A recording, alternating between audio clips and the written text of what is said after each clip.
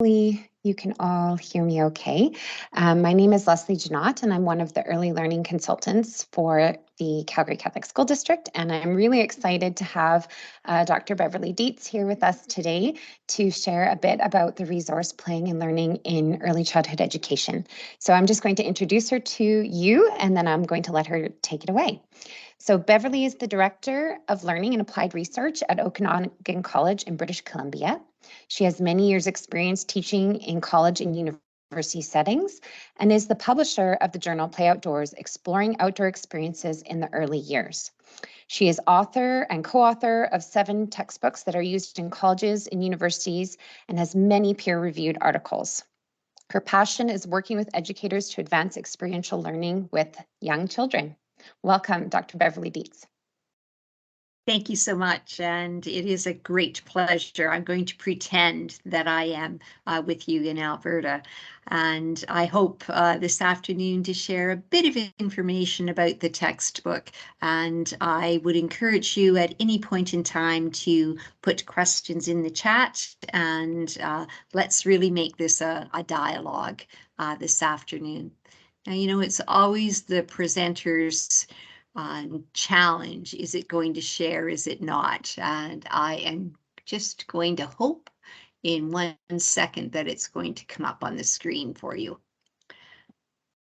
And so we really want to look at the features of the text. And can someone just let me know if they're seeing it on the screen? Looks great. Okay, that's great. And you're only seeing the one slide, correct? That's right. Perfect. All right. And I do want to let you know that I am in British Columbia, Kelowna, and I'm coming to you on the traditional and unceded territory of the Syilx Okanagan people. And today it's an absolutely beautiful day, and I am so grateful each day that I have an opportunity to be part of this community and to share in the land and the place in which I am. So when we think about a textbook and we think about the process of writing it, you know, you think, well, I think it's about 300 pages. That must not take so long to write. But in fact, a textbook takes approximately a year to write. And when I say a year, it's a lot of work within that year, because we are looking to the research to say, what are the key topics that we need to have in this particular text, and how do we want to present it, and what will make sense for the reader? So we're always trying to do that balance. And with this particular textbook, we really wanted to look at play from various lenses and think about play as a process for learning. Think about how when we are working with children in a school system, that some of the core curriculum is better delivered actually to children through a playful process. So how do we do that? How can we incorporate that in? In this particular book, we did focus on observation and documentation. And again, that's a very important piece for any of us that are working with children, because we want to certainly look at the strengths and come from a strength-based process of what the talents are and the joyfulness that children bring to the environment. And then how do we collectively document that in a way that is, again, examining it from a strength base. So this is a real change to the text from others, because often we will be doing checklists to say the child can do this but can't do this, the child can do this but can't do this. And we're really trying to look at the new research and literature to say there are better ways where we can take this observation and documentation and bring forth the strengths that the children have. In this textbook, and again, as Leslie was introducing me, there is a couple of sections on outdoor and nature play, and that's fairly new in play textbooks. And I actually was one of the first of Pearson writers to look at outdoor play as a very important component to any textbook. So that is very strong. And with that outdoor and nature play, you will see a chapter on loose parts. And again, that's very important because when we think about the 21st century skills and children's needs to be creative and engage in ideation, it's through that outdoor experience, the nature piece and the loose parts, that we can bring that curriculum together. Also, when we look at the nature aspect of the content of the text, we've spent a fair amount of time looking at it from an environmental perspective. So how can we support children in understanding the space and place that they are in, that may then lead them to really connect with environment? So, if we think about wanting children to learn about length of items or the circumference, then we can do that very effectively by taking children to spaces and places that have trees and bring measuring tapes and those kinds of things. So we build those skills. We also outline the curriculum areas, the very common ones of dramatic play, language and literacy, math, science, art. And we do that in a way that is, here is a chapter on art, here is a chapter on block play, here is a chapter on math and science. But as we do that, we do have them isolated. And the intent is not to isolate them in the experiences that you would be providing the children with, but to look at your space and place and say, how can I bring art and dramatic play together? What would that look like? How can I bring art and math and science together so that we are looking at learning from a holistic perspective? Planning spaces and places, that again is a very important attribute of the book, because we know whether it's indoors or outdoors, how the space is designed will influence how the children utilize the space and the overall sense of the feeling tone of the environment. And we do talk about that. What is the feeling tone? If it is a noisy space that is with children screaming and yelling and those kinds of things, then that's not ideal. But if it is a noisy place where it's a hum and a buzz, then we can say, yes, we have the space design probably correct, and we have the correct materials in the spaces and places. And we also look at technology in the book, and that's a really interesting piece, because colleagues will say, well, if you're talking about play, if it is a textbook on play, why would you ever bring technology into it? And we're very realistic from the perspective of technology is here to stay.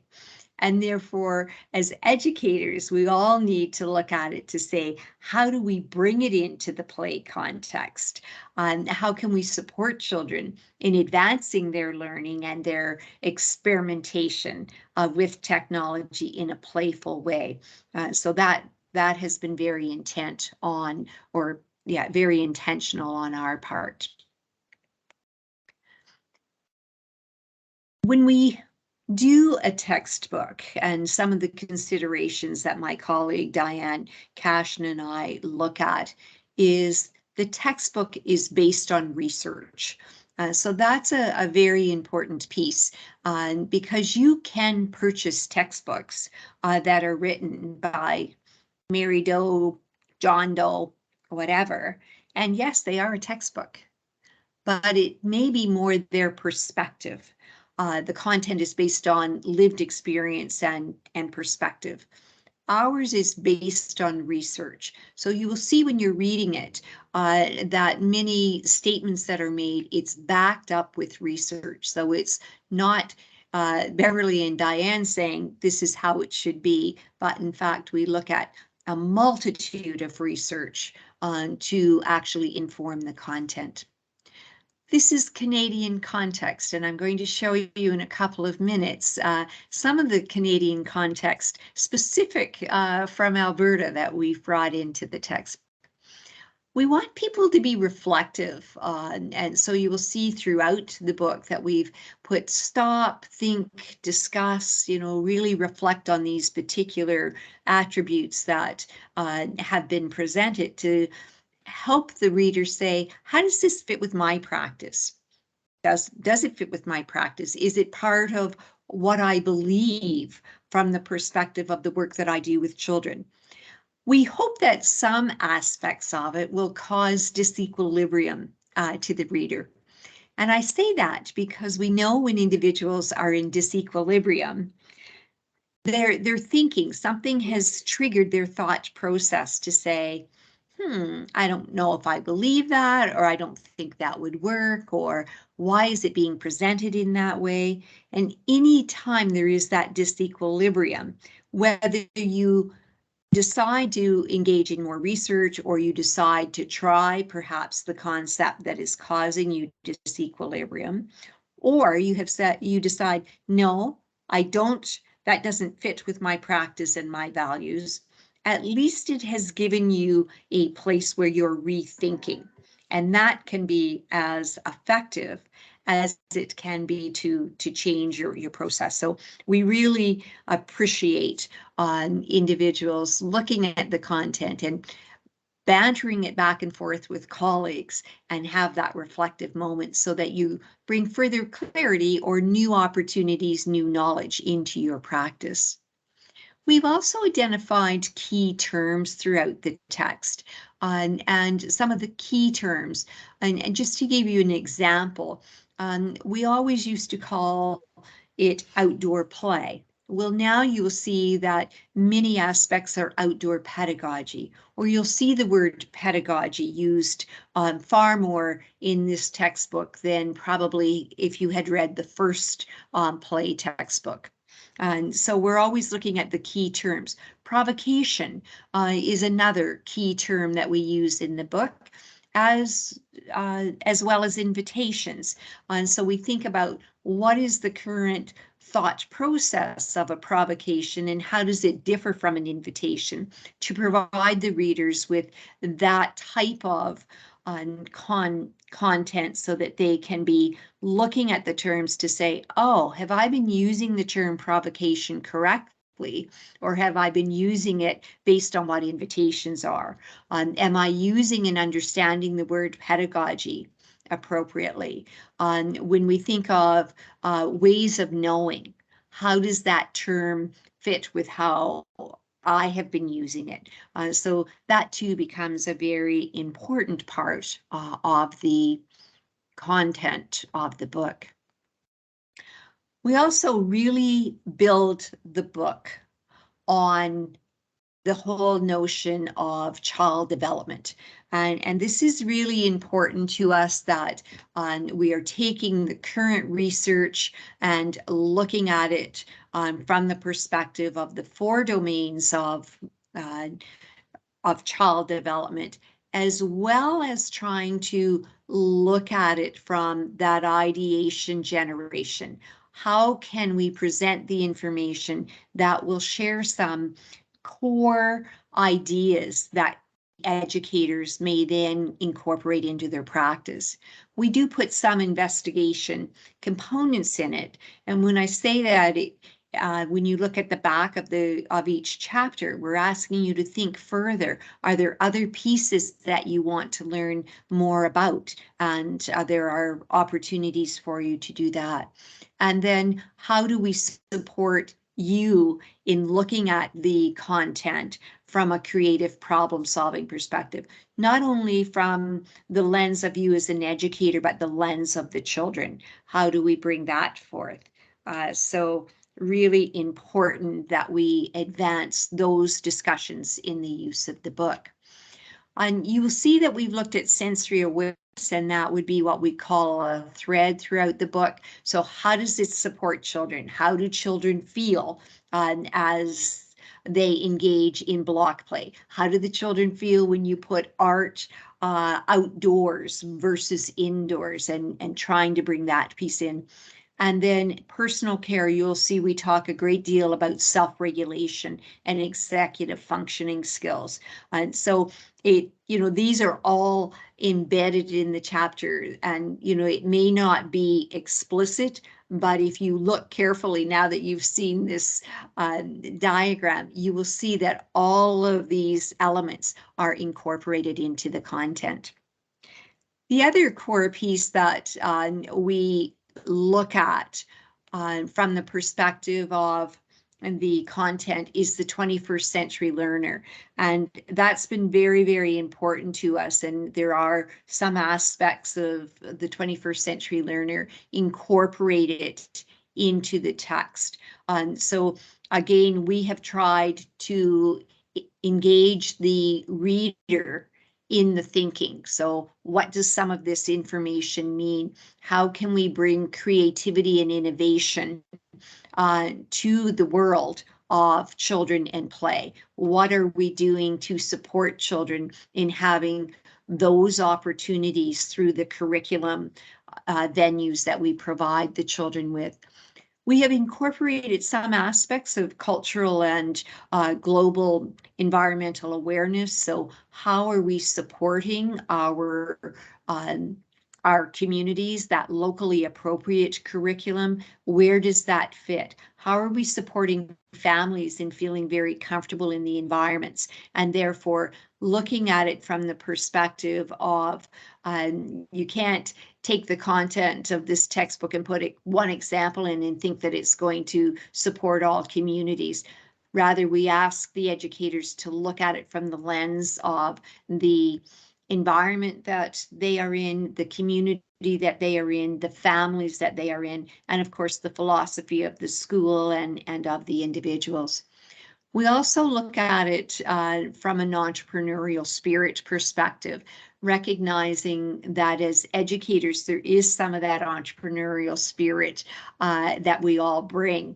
And we really do want that. We want you to take nuggets from the textbook to say, yes, this fits with what I want to be doing in my practice, or that is a really new concept. I wonder how I can move that forward in my practice.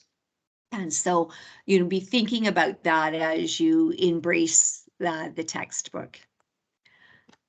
You'll also see that we talk about the cycle of inquiry and curiosity, and those are core elements. As you know, when you're working with children, you want that cycle of inquiry. So how can we support children throughout the textbook in any part of the content, to be thinking about that cycle of inquiry? How do I support the children in the wonderment? You'll read the word wonderment 20 million times in the book. How do you get the children investigating and having that sense of that child-initiated process? How do you support the children in making their learning visible? And we do talk about that in the observation and documentation piece.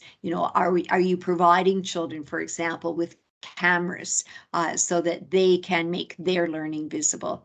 And then the whole notion of discovery, and we do talk about tinkering and the whole notion of tinkering and how that is the forefront to science, technology, engineering, and math concepts. What are we doing to look at supporting children in their thinking? So what types of questions are we asking? And again, very important, and we've incorporated some of the some examples for educators to think about as they look at their presentation to children. And then I try. So how do we get children to have the self-confidence and that self-regulation piece, and then the reflection? So throughout the text, you will see that we're really trying to support educators in looking at that cycle of inquiry, and then building strengths in practice that would be reflective of these areas. We've put a fair amount of focus on STEM, of course. We want to ensure that the work that we do with children is supporting STEM. And, you know, many people would say, why haven't you used STEAM as opposed to STEM and the arts? And that's a valid point. In our next edition of the text, we will be looking at it from a STEAM perspective. But that's an area of growth. So remember, when you think about writing a textbook, I believe that text came out in 2018, 2019. We began writing it in 2016, 17. So STEAM wasn't as popular a term as it is today.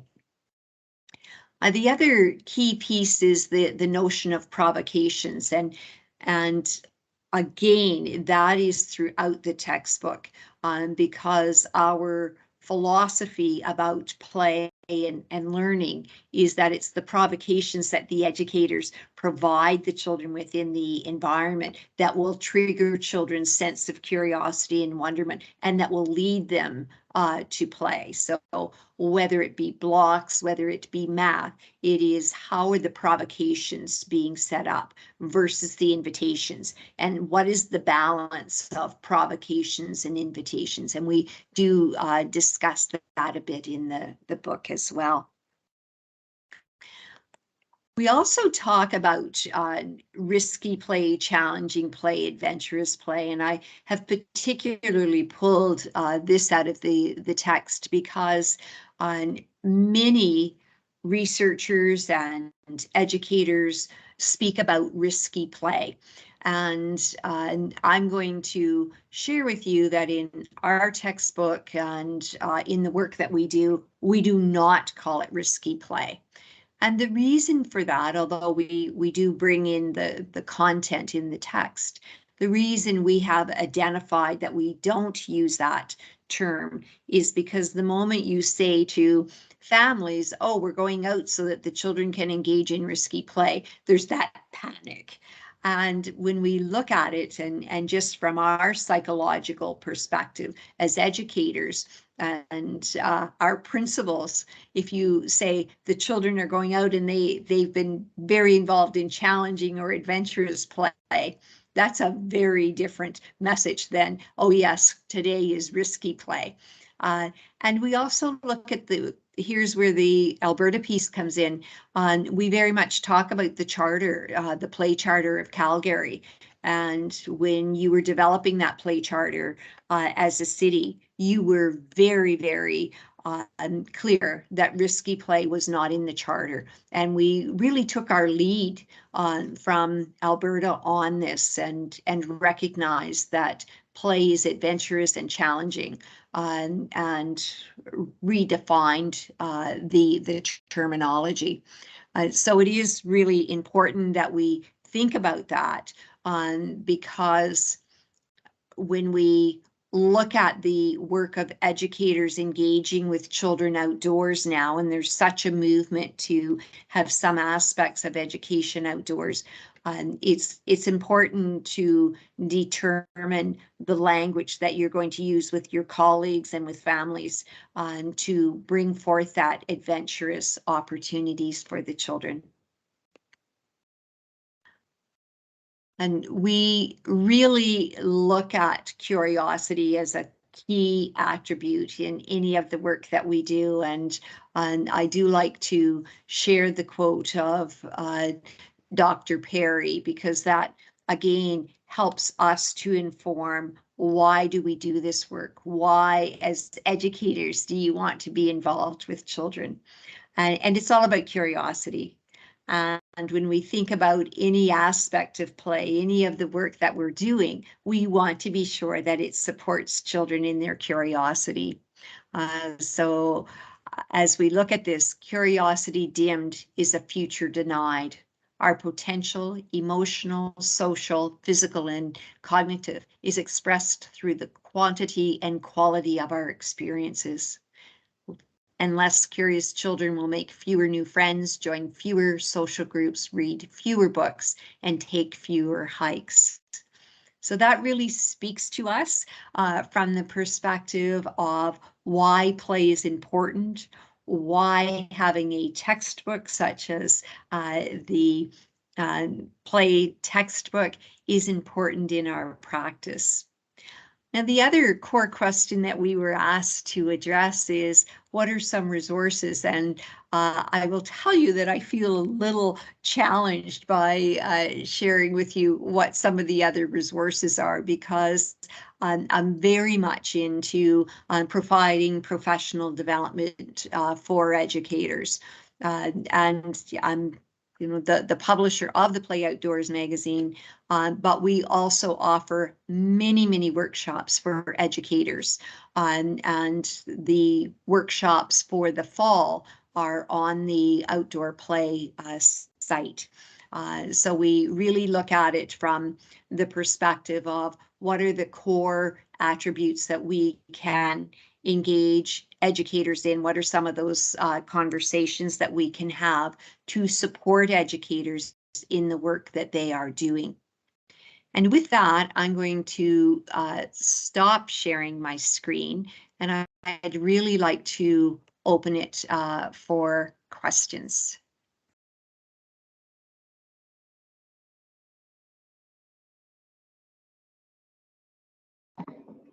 Hi, this book that you're speaking about, is it all kinder teachers, or do we need to buy it? Hi, sorry, this is Leslie. It's the book that's been purchased by the district to support Okay. you, and it should be coming to your Learning Commons. It might already be there, but if not, it's on its way shortly. And I'm sorry, I should have brought a copy. Dr. Dietz, do you have a copy with you just to show teachers again? I know it was on your front cover. Perfect. Yeah, So that's the text. Perfect. Thank you very much. Other questions? What's your aha moment? What are you thinking about from the information that I've shared? What makes you excited about going to the Learning Commons to find the text?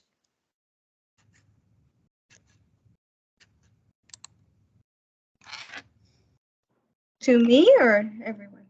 Anyone can answer that question.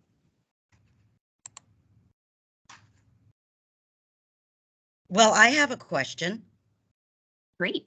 Okay, so what do you find is the difference between an invitation and a provocation? And because I've done some of those and I've always called them a provocation, but now I'm wondering if perhaps I've been using the term wrong. But I also find, like, for example, I'll do put out loose parts, like, various items so the kids can build their own, like, snowflakes on a mirror or whatever. And the kids are great at that when I make it a center that we all have to visit. But if it's your own choice center, that's not something they ever visit. So I'm just wondering what I'm doing wrong with my, and I would call it a provocation, but maybe that's more of an invitation. And so there is a defined difference for sure. So a provocation is when you do a very beautiful display of something. Doesn't matter what it is, but there are no instructions to it at all. It is just there purely for the fun of it. Whereas an invitation is when we set up something, perhaps we'll set up rocks and we'll say how many rocks are in the pile. And you are identifying to the child basically that they need to do something with those rocks, that you have a goal of what those children are actually going to do with those rocks. So that is a significant difference. A provocation, you just put materials out that are intriguing, because what you're trying to do is whet the children's appetite for curiosity. And by doing that, then they will want to explore it.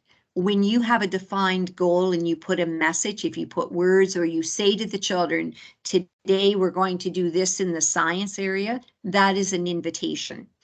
So you really want to balance those on two attributes, because the provocation is more that entrepreneurial spirit, that creativity, and children making choices if they choose to, and if they are attracted to the provocation, whereas the invitation is very much, what are some of those core curriculum areas that you're attempting to focus on. Does that help? Yeah, I think it helps. I mean, I've put out lots of really great centers that I think seem really fun. And if I rotate the kids through centers, they really like it. But then when I say, oh, the Easter egg invitation is out, or you could do the snowflake or build a snowman, or like I have all of these, I'm often surprised that that's not something they choose to go to. So I don't know if maybe I need more balloons to make it, and like confetti to make it fun. I'm not sure why it's not something they choose to do unless I make them. Yeah, so that may be part of it. You know, think about with a new year, maybe you want to look at the materials that you put out. It sounds as though you're doing some great displays, and gradually reduce the amount of times that you say to the children, you can do this, or you can do this, or you can do that. But in fact, say, you know, there are a number of opportunities for you. Are there any particular areas that you would like to go to? Because sometimes children may think, I have to wait to see what the educator suggests that I do. And that can, over time, then that will reduce the children's self-confidence in being able to make those choices. Okay, I'll keep working at it. Okay, well, you've got this spirit, and that's what's important. You're willing to try, and obviously you want the best for the children. Thanks. Thank you so much, Beverly. I think we'll wrap up here because I know teachers have another session to go to, and that gives everyone a few minutes in between this session and the next session. But thank you so much for taking the time to walk us through this really extensive text. It's also super easy to read. Like I kind of sat down one evening and I've gone through the first 4 chapters very quickly. And it's really engaging. So I think teachers, once they get it in their hands, will have an opportunity to kind of dig in and find some of those good bits that you've mentioned there. So thank you so much. Thank you. Have a great afternoon, everyone, and thank you for participating in this session.